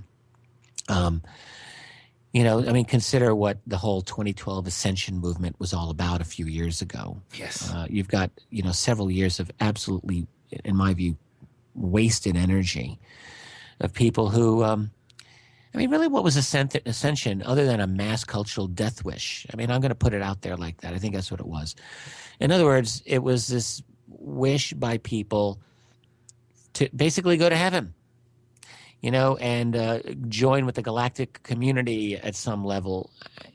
It's almost as if things are so bad here on Earth. Everyone knows it. Everyone knows that we have a global infrastructure that is in such bad shape, and no one knows how to fix it. Not really. Not short of, classic Deus Ex Machina, God coming down and just fixing things. So instead of God fixing it, now we've got the ETs or our consciousness. We're going to flip a switch and somehow ascend. If you have 51% positive karma, which is some ridiculous people we're talking about, then you will ascend. Really? No, not really. Okay. First of all, if you want to ascend to a higher level of anything, that takes work. That's not the universe slipping a switch. That's not you going through the galactic plane or some other nonsense like that. That has zero scientific support for it whatsoever. Just doesn't. We can't we can't expect others to fix our problems. We have to take responsibility for ourselves. Exactly. This whole idea of and DNA shifting. It's not that your DNA can't be transformed, and it's not even that your mind may not be able to affect it. I'm willing to keep that open. I certainly believe in the reality of remote viewing. There's something happening there. But the idea that you have 12 etheric strands of DNA, which was put out in a book by Barbara Marciniak back in the 1980s and has become like religion to many people, and that, that will manifest after ascension. This is fantasy. And what's happened is that fairy tales have invaded the serious field of UFO research to such an extent that it is really becoming a hindrance. And to the extent that a lot of the people who've gone into this, like self-appointed gurus, will write article after article of just the worst sort of nonsense that only brings discredit to the field at large. So that is a problem. What we have to do is, moving forward, is strike a balance, I would say, between open-mindedness and critical thinking. And there's never a sure-shot mathematical equation for doing it. We have to use our best judgment. But we have got to have one of the reasons I wrote 21st Century Mind, one of the chapters in there is on the state of ufology. And one of the things that I try to write in there is tips, for lack of a better word, tips to people so that they don't become suckers for the next Facebook rumor that goes on their wall. How to investigate. Simple things. How not to be a sucker when, the next claim comes your way. How to do basic intelligent research. How to use Google reverse image search. How to do search by date to research the history of a claim, for example. And a lot of other things like this. They're simple. They're really simple, and they could save us a lot of work if everyone did them. I'm glad you mentioned the fact that this is clouding serious ufology work, because it is essentially having sort of wishful thinking and expecting that to be the sole key to unlocking the truth. I think is a little bit naive, being gentle with that. And the critical thinking, you can never throw that away.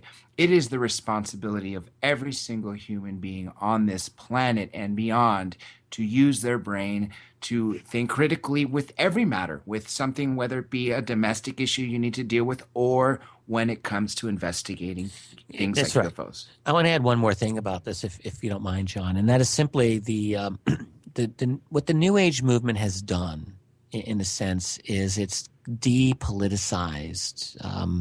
It's actually depoliticized much of our broader culture, and it has depoliticized a lot of the research in the alternative community as well, and includes the UFO field. So, in other words, a very common sort of attitude among people in the New Age community would be, kind of a variation of Gandhi's statement, "You must be the change you want to see," which that's wonderful, and we should. And I personally and firmly believe in creating my own reality, so to speak, and being the person that I want to be to make this world a better place. I firmly believe that I have the ability to kind of create my personality, and I can be that change. But it goes even further. You have a lot of the New Age culture which has this idea that if you think it, you're going to create it, and therefore don't think negative thoughts. And this is actually a really widespread, and I would call it a pernicious doctrine among New Age thought. Because the reason is this: if you're in the middle of a war, and you're in the middle of a situation where this many tiny number of people are basically at war with the rest of humanity, seeking to own every single thing that is worth owning on this planet, the water, the minerals, the genetically modified food, and the rest, that's a war. And I'm going to tell you that war is not going well for us right now. This is a bad, bad situation. Now, we have a couple of ways to react to it. We can organize and fight and get angry, by the way. Anger is a very, very good protective emotion in many instances. And we can work together and take this problem on. Or we can do what many people in the New Age community would do, which is don't focus on the negative, focus on the positive, focus on yourself. Basically, as I see it, navel gazing and working only on your own little internal reality. It's as if, I like to think of it as you're having a dream, the best dream in the world. You're at the beach, you're having a margarita, the waves are at your feet, the sun is shining. Meanwhile, you're sleeping and your house is burning down. And the question is, what do you do? Do you wake up or do you just stay with the dream? I believe we need to wake up. I believe that the problem that much of New Age culture has had on American society in general, as well as UFO research, is that it has taken this political edge away that we desperately need in an era where we are under siege, we are under attack, and we've got to organize, we've got to get angry, and we've got to fight.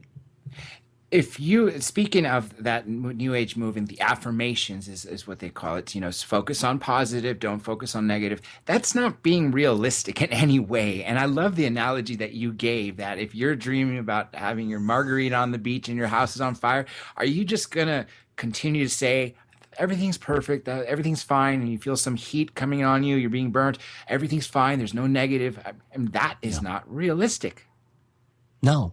I mean, and the world is not like that anyway. And the fact is, my opinion, this is my philosophy here, but a mature personality has to recognize that life isn't supposed to be all positive anyway.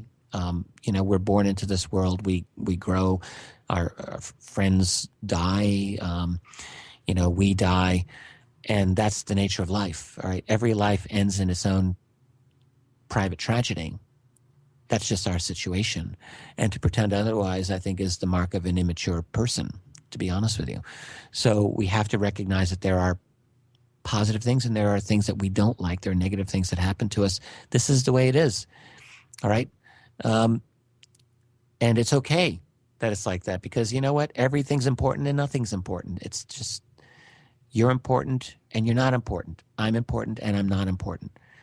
When I die, the world will go on just fine without me. That's the reality.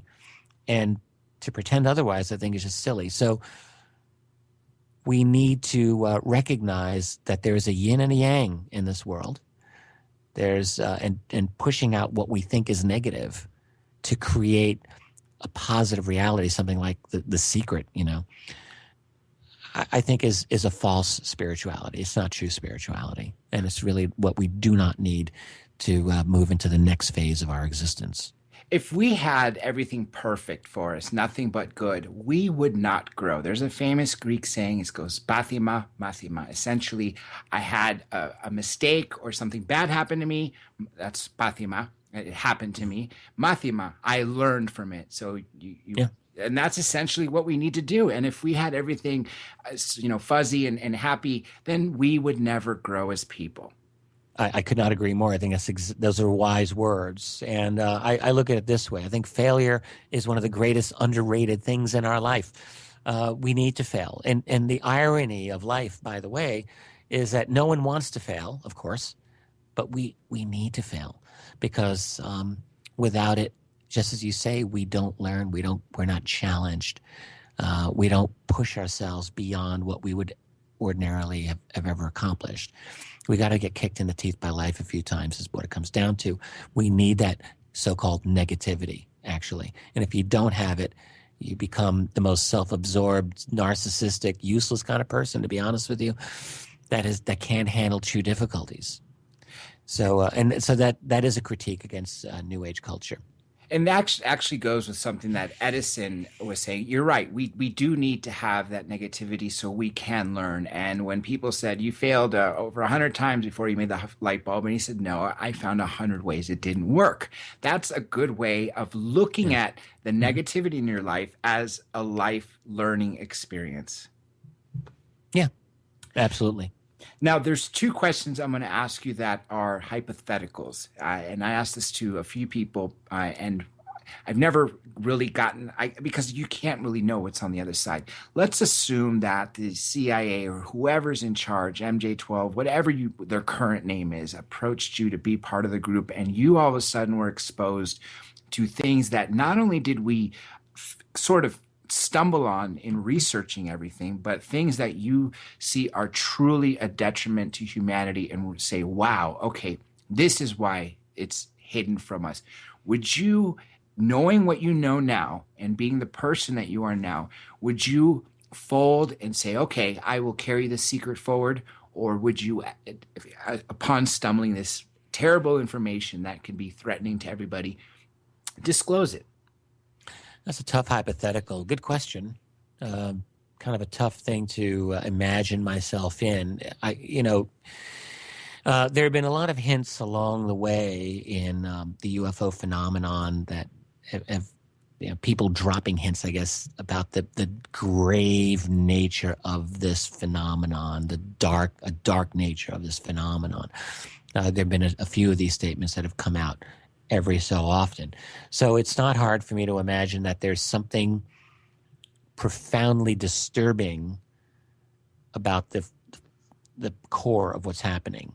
Is it, this is just a hypothetical, but is it that we're basically just vassals of a greater, more powerful civilization that's managing us, that's controlling us, that owns us, that harvests us? What if that's the case? If that were the case, I can, at least at this point, confidently say that would not change my attitude about wanting to tell the rest of the world. I do think this, that the reality of a disclosure will probably be a very psychologically crushing blow for many people. It's not the disclosure of extraterrestrial realities per se. It's the disclosure that of all of the interrelated things that will come crashing down. Because really, when you take a few steps back and see our world for what it is, it's a web of lies. And that the UFO secret is, maybe the UFO secret is like the keystone of the arch. What's that like the Romans when they built the arch, the top is the keystone. So you take that out and everything comes falling down. So it's the entire web of lies.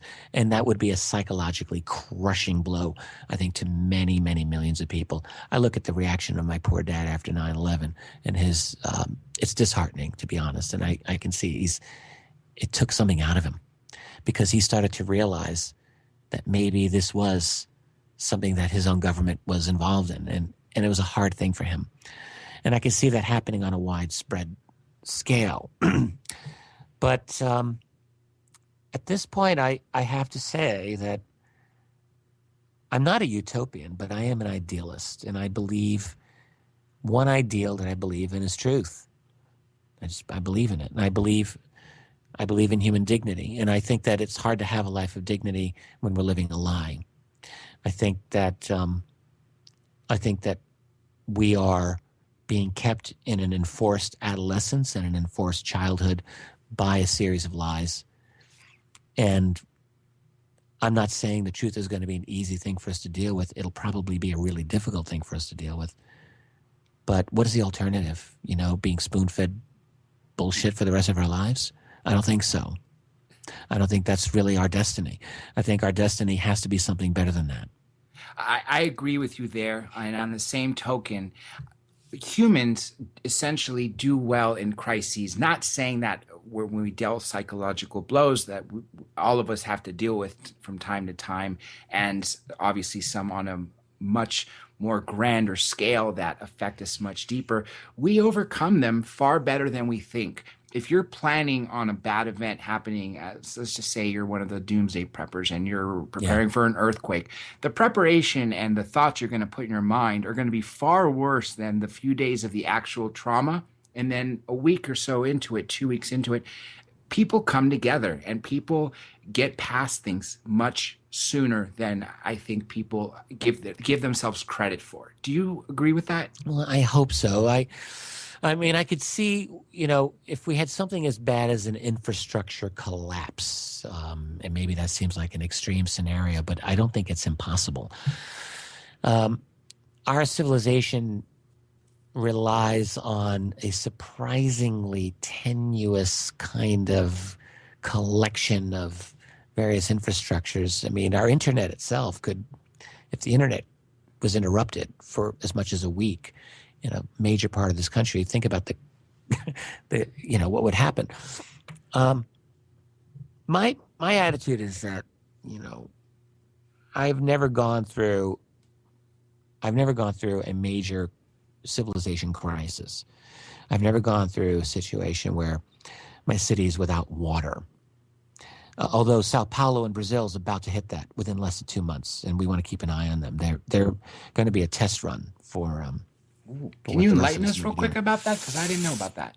Yeah. I was in Brazil not long ago, and I followed this a little bit. It was bad then, but it's actually becoming really bad. Sao Paulo is I think the 12th largest metropolis in the world. So it's massive, over 20 million people, and they are just about out of water.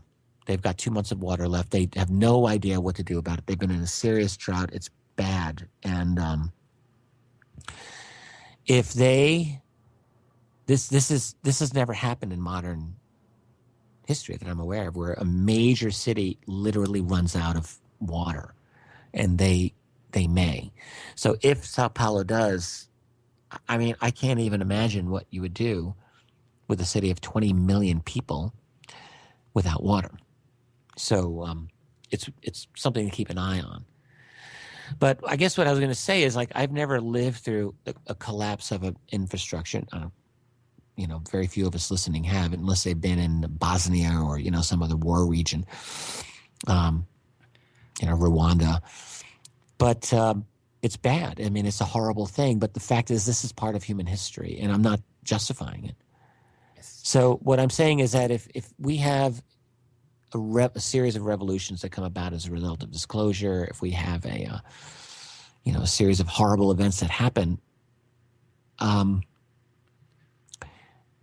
then I guess at this point, I mean, it's horrible and it'll be a great tragedy, but I think that human civilization will go on. And I mean, what we have right now, I just think is it's not going to work. It's not going to work for a whole lot longer. Something's got to give, and living in a fairy tale, which is what we're doing, is not the way for human civilization to be where it needs to be. Speaking of having some sort of major trauma like that, or infrastructure failing, I was living in the epicenter of the 94 Northridge quake. And of course, the first couple of days were extremely traumatic. You ran out of water and food. It took 2 full weeks for FEMA to get to us. You had fires burning in every direction. Wow.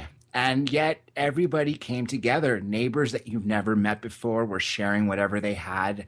And it just seems now in a distant memory, but I remember everyone got through it. And you're absolutely right. It's something major like Sao Paulo running out of water with 20 million people. That would be far worse than an earthquake and the following aftershocks. And have you ever heard the saying of 7 days to animal? No. Essentially, what it's saying is that within 7 days of some sort of major crisis where you run out of food and water, your 7th day of running out of food and water, you will use your animal instincts, meaning you will kill your neighbors if you have to get food to feed your own children. And what parent wouldn't do that for their children? Well, it's a hard decision to come to, and I've never been in that position. I hope that I never do. I hope people listening never do. But certainly, I think it's fair to imagine that a lot of people would probably just lose it after a week or more. Sure. When my daughter was born back in 1998, the city of Rochester, we had a windstorm, which knocked. I'm convinced that my daughter's birth caused it now, looking back. But it was a windstorm that knocked the power out of the city for 3 days, actually. For at least my part of the city. And that was only 3 days. And by the end of that time, just before we got our power back, you really could detect some serious nerves happening. And that was just 3 days without electricity. I mean, we're hanging on by a hair. We've got to keep our infrastructure. I don't know how we got onto this whole thread, but it's fascinating. And our civilization is probably more vulnerable now to disruption than it was 100 years ago, because of our interconnectivity. And one thing you mentioned earlier about the internet, if people lost that ability now versus 30, 40 years ago when it was non-existent, I think people would react far worse than ever. Technology truly is a double-edged sword. On one hand, it's brought us closer. On the other hand, it's made it so much easier for the government to essentially own you. And how many people are using cash these days or hiding under their bed? No, if you have an electronic magnetic pulse that will knock out electricity, you can't go to your ATM. You can't log on to your smartphone and transfer funds. That's right. Yeah. So, anyway, I don't want to end this on a grim note. We do have about 5 minutes left. I was fascinating to hear this about you, about your thoughts about this. And I wanted to ask a couple more things and then, of course, ask Sure. you if there's anything you want to go to. First of all, one of the things that you're advocating is, I think it's a petition to end the secret copyrighted treaties. Can you talk about that? Yeah.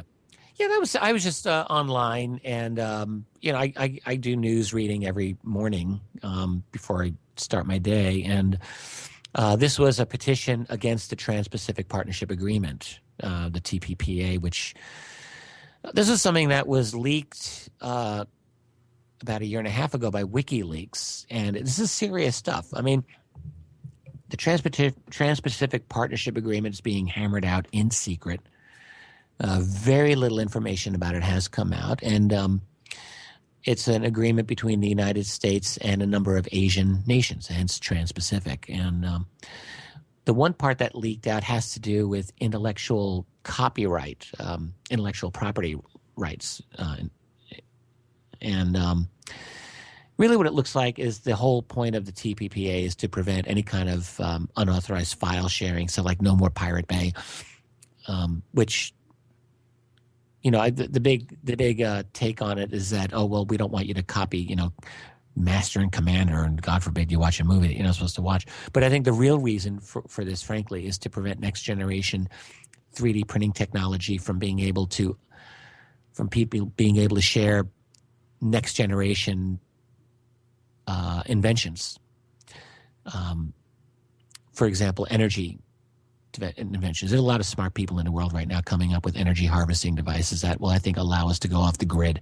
And one day, one smart person is going to upload, guarantee this, a 3D CAD version of such a device that you could probably download and print with your next generation 3D printer, which may do integrated circuits and the like, and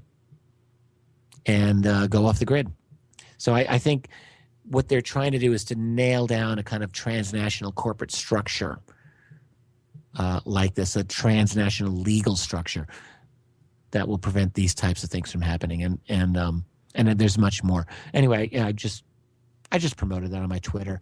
You could just sign right to your congressperson to have them bring up the TPPA in Congress so we can at least talk about the damn thing. Right now it's just being shoved through very quietly. I'm glad you brought up 3D printers, and I'm sure we definitely would not have enough time to fully go into them. But you essentially introduced the idea in my head, and it was like, wow, that's fascinating. A couple weeks after we talked about it, I believe it was a little over 2 years ago, on the news, I saw a 3D printer making a pizza. Well, recently on the show called Profit, the guy making a pizza, did you just say? Yeah, 3D printer made a pizza. Well, recently on the show, The Profit, the guy invested in a 3D printer for a little toy company, and out came a little dinosaur on those sticks where you pull the little trigger and it closes the mouth. And I was just blown away that came out of a printer. They're moving faster and faster with this stuff. It's going really fast. They're going to be doing organic material before long. Hospitals are talking about this, like replacement organs. It's a matter of time, and I think exactly as you mentioned, the biological aspects that can come through with this, or integrated circuits, the technological aspects really could be a game changer for all of us. Mr. Dolan, it's been such a fascinating time. I don't want the music to run out to come before the show is over. So what I wanted to do is essentially give you the floor till the music comes on, about 90 seconds, and say whatever you want to all the listeners. Thank you, John. That's really nice of you. Well, I often say, and it's really true, I feel like I'm the luckiest guy that I know. I get to research a phenomenon that fascinates me. I get to be engaged in looking at the important things of this world, and it excites me and it frustrates me. But I guess what I would love for people to take away with is we're all able to do this to the extent that our lives allow us. I think our lives are a journey of claiming out as much space of freedom that we can claim. And I guess I would just tell people, like, don't be sucked in by false ideas of success and having to make a certain amount of money or whatever. What it's all about is this inner direction. It comes down to you deciding what is important in your life, and then finding satisfaction in that. That's really what it's about. Don't get caught up with the propaganda. Find your inner direction and just bravely go into it. I think you'll find that you'll have a much more satisfactory life, and you'll feel a lot better about things, and you'll be happier, and people will be happier to be around you. And you can check out my website at richarddolanpress.com. How about that? Absolutely, and I have to agree with that statement. Money doesn't love you back, everybody. Find your own inner happiness. Again, thank you, Richard Dolan. It has been a fascinating time. This will be up on YouTube, as will everything else. Everything under the same account, DRJ Radio Live. And of course, check out drjradiolive.com to see upcoming guests. Join us Thursday for Nick Pope. And this is Dr. J signing out.